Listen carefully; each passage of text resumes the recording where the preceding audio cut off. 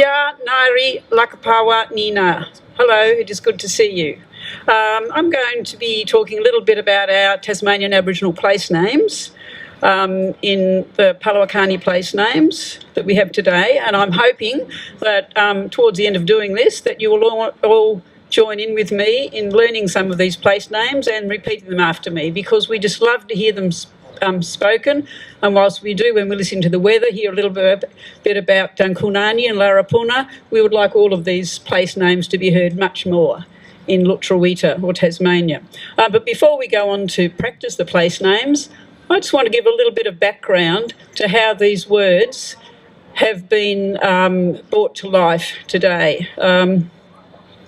So the Tasmanian Aboriginal Centre has been working on the Palawakani, or the language program, for almost 30 years, about 28 years. And in that time we have amassed a lot of many sources of records that we use for the Palawakani program. And a lot of these have been from French, English, Dutch, Danish and Scots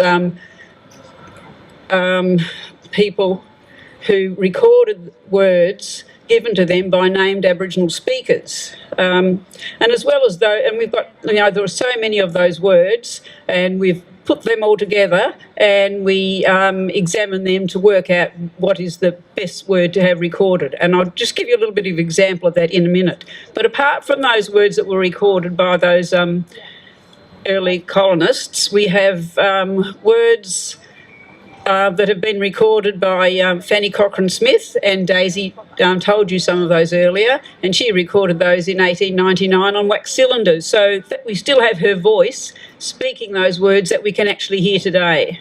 And as well as that, there are the words that have been handed down in families that I think Daisy also referred to. So we've got all those words, and we work with linguists who had worked with other people who were reviving sleeping languages, and they really helped us work out what was the most rigorous and scientific method of coming up with all the words we have today in Palawakani, including these words that are behind me here. We trained a lot of Aboriginal people to do this work, to research the words and revive them, and we've produced a lot of resources, such as the map that you have here, and there are other resources over there on our table, which are resources we use for teaching the language in our own community and increasingly to other people as well.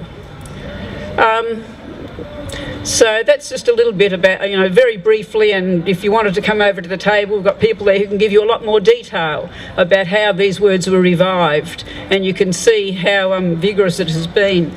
The one word that I did want to give you an example of how we've done it is that we have things called word histories, and this is the word history here. I know you can't see it, but it's just, this is the word history for Timtumali Minanya or Derwent River. And what we've done, we've recorded on this word history every way that it had been recorded. And in this case, the word Minanya, which we revived as river, it was recorded 8 times by 3 different people. And so we looked at those, we wrote down how we thought they would have been saying the word, and then we examined it and we came up with there was manenya, mamenya, minanya, there was variants, but we looked through it and who told them that word, where did the person come from, and we came up with Minanya is the right way to say river. And then the Timtumali for Derwent River had only been recorded once by one person, that was Joseph Milligan. So we only had the one word, Timtumali. So in that case it was easier to revive that word. So Timtumali Minanya.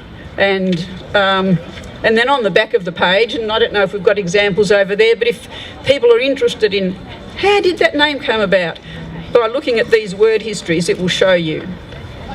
Okay, is that interesting? Great. You want to find out more? Do you want to learn how to pronounce some of the words? Okay, everybody knows the word for, the Palawakani word for Mount Wellington? Yell it out to me.